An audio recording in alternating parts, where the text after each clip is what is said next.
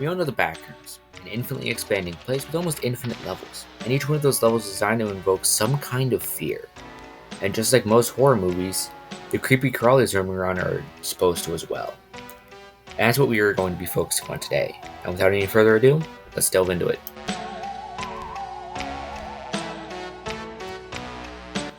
First up, we have possibly the most famous of them all, with its toothy grin has become a mainstay to any Backrooms levels. Welcome to the Smiler. And its corollary to fear is obvious too, the fear of the dark. The way it lurks in perpetual darkness and cornering wanderers who are unfortunate enough to encounter it. The fact that it just tends to just appear in the dark and sit there staring at you, begging for you to come closer. It poses a massive threat for wanderers in the dark and becomes the monster lurking in the darkness that is common with people who are scared of the dark.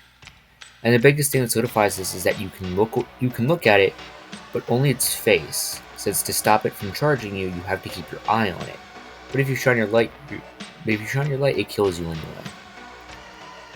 Next on this list is the Skin Stealer, and this one is also somewhat obvious. It's fear of being replaced. Skin Stealers were made to essentially replace you in order to find the next victim, wearing your skin like a suit and mimicking your voice and other things it's heard to make it sound like someone you know or for it to sound like you. And these actions perfectly sum up this fear that someone or something has essentially taken over your body and your life. And the worst part about it is that these beings do it flawlessly, with the only flaw being their clear blood. Following this, we have the fear of losing your humanity, which is accompanied by the Hounds. While this may be a little bit of a stretch, the lore of the Hounds ties in perfectly. They're dog-like creatures with very human features, and that's not by accident. Hounds, or at least most of them, were at one point human beings. This is due to the toxin in hound bites that cause anything bitten by them to slowly evolve into a ravenous monster. And this is the epitome of this fear, that something has devolved so much that they are barely recognizable as human. After that, we have the Death Moths. And Death Moths are an interesting entity, because they're very clearly the fear of insects, but that's too obvious. However, they do also represent the fear of dying something you don't understand. Because traditional moths die to bug zappers and torches and has no idea that it will kill them. A similar thing applies to death moths and wanderers. After someone meets a male death moth, they might just assume that that's it. A traditional moth, because the males are friendly and normal sized. However, the females are much larger and super aggressive, which would add to the wanderer's fear since it's something completely different than what they've already experienced, and something that their mind can't fully comprehend. Which is where the correlation comes in. Male death moths are the fluorescent lights to moths, while females are the bug zappers. Finally, for this half, you have the partygoers, who represent a false safety.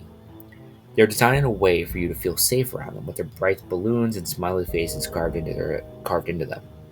Not only that, but Level Fun ties into this as well, because of its bright colors and nostalgic appearance. And all of this is just a ruse for you to lower your guard for someone to be turned into a meat cake. Now, what about some of those less known entities?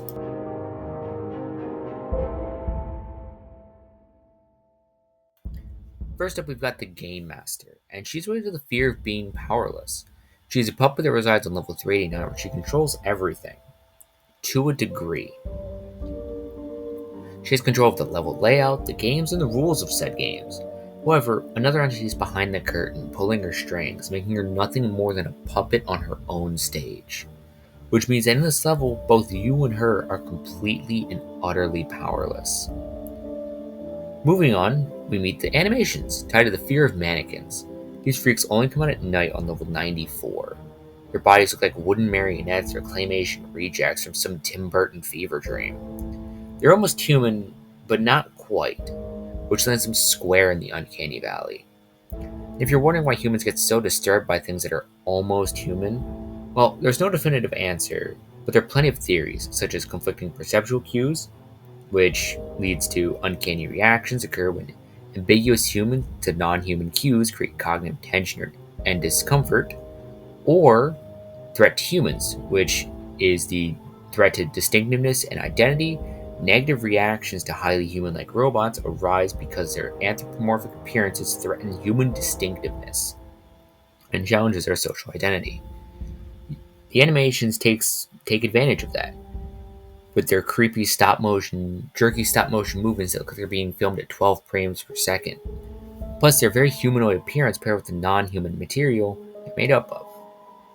Next up, we encounter the infamous thing of level 7, a living embodiment of the fear of big creatures in deep water.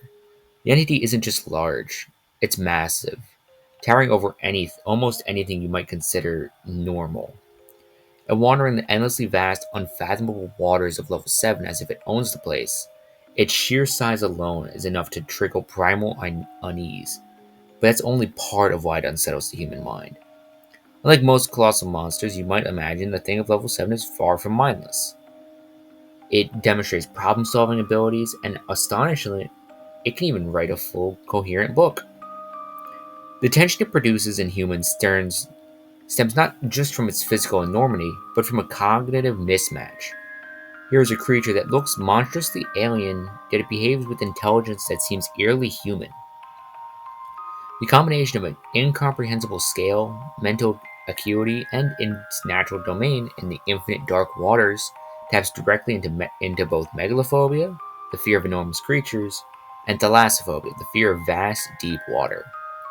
Thing of level 7 doesn't just inhabit level 7, it defines it, making anyone who comes across it confront both the limits of human understanding and the boundless terror of what could be lurking beneath the surface. Finally, let's talk about the facelings, which embody the fear of losing yourself. On the surface, they're simple, human-shaped entities wandering the halls of the backrooms. But there's one horrifying difference. They have no face. And while that sounds like a cheap horror movie gimmick, it's actually deeply unsettling. Our faces aren't just for selfies and bad driver's license photos. That's how we express our emotion and identify each other. Strip away the face and you strip away recognition, individuality, and humanity itself.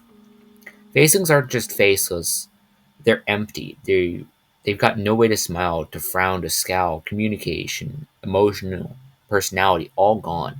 Here's the kicker.